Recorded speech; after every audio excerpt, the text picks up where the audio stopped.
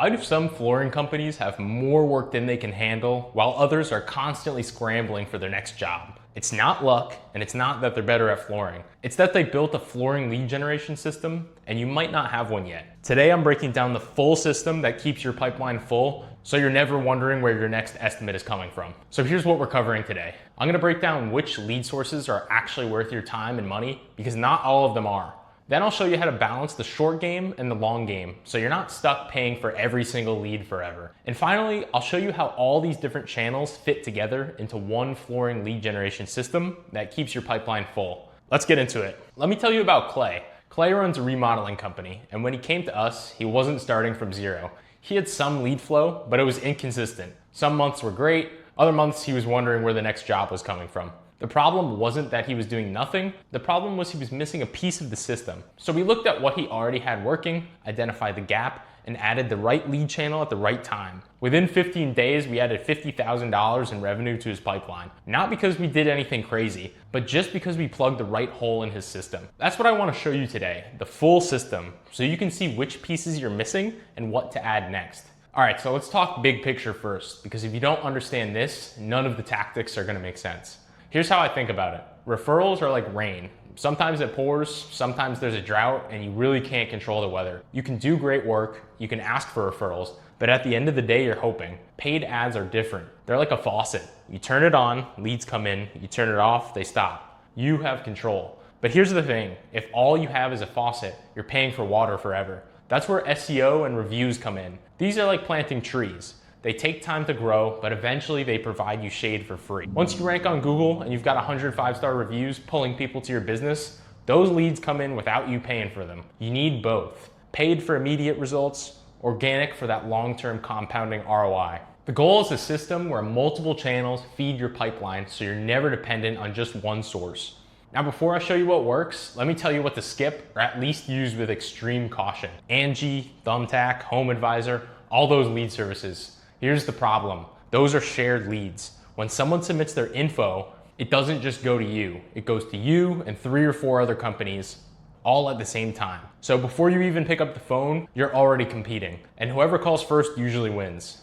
So you're paying for leads that your competitors might close. On top of that, these bidding sites are notorious for forcing you to lower your price just to win the job. You end up in a race right to the bottom. You're basically renting leads from these platforms.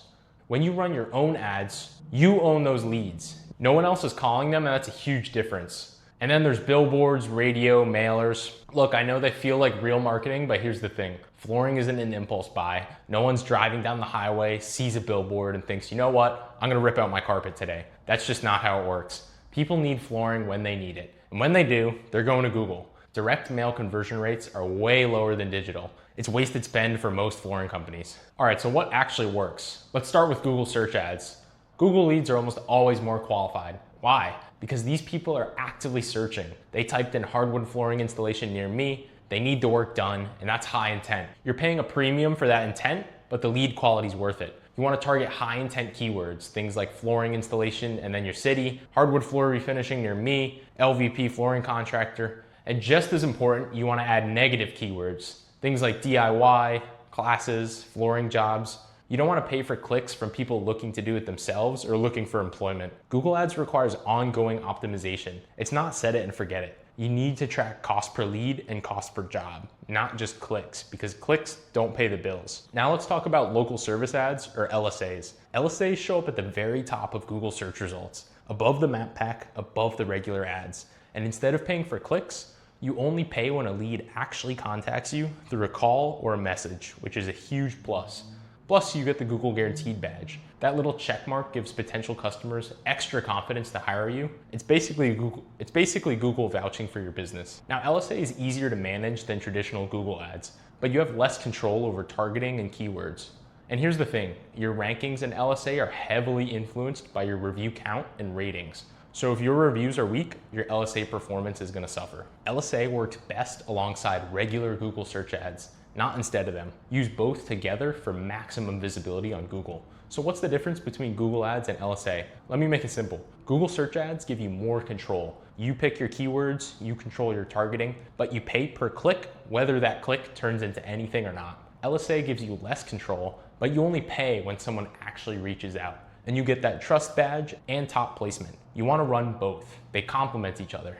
Now let's talk about meta ads, Facebook and Instagram. This is a different game than Google. With Google, you're catching people who are already searching. With Facebook and Instagram, you're reaching people before they even know they need you. Think about it. Someone's scrolling their feed, they see a stunning before and after of a floor transformation. They weren't thinking about new floors 5 seconds ago, but now they are. That's the power of social ads. You're planting seeds and staying top of mind. The cost per lead is usually lower on Facebook than Google, but the leads are typically less qualified. These people weren't searching for flooring, they were scrolling. So you get more volume, but you need to work harder to qualify them. Flooring is visual and transformations stop the scroll. And video almost always outperforms images when it comes to lead quality. You want to be using instant forms for these and add qualifying questions to filter out tire kickers before they hit your phone. So how do all these paid channels work together? Google captures people actively looking for flooring right now, high intent people who are ready to buy.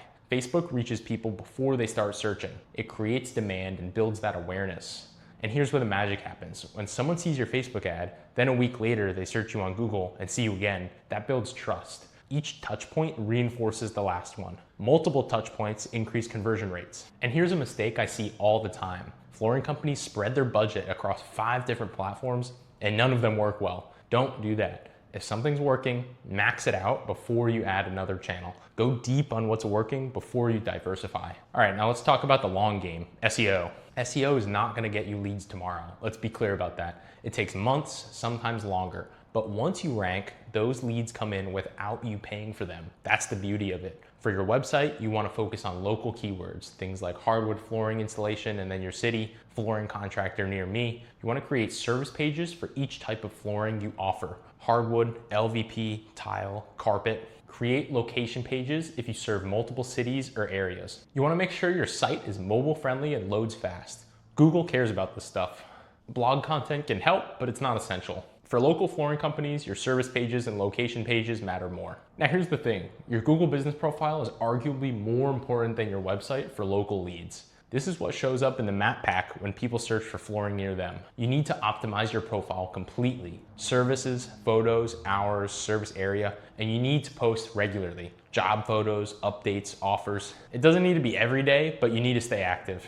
And the #1 ranking factor for your Google business profile? Reviews. More 5-star reviews means higher rankings in the map pack. Higher rankings means more free leads. It's that simple. So you need to make asking for reviews after every single job part of your process.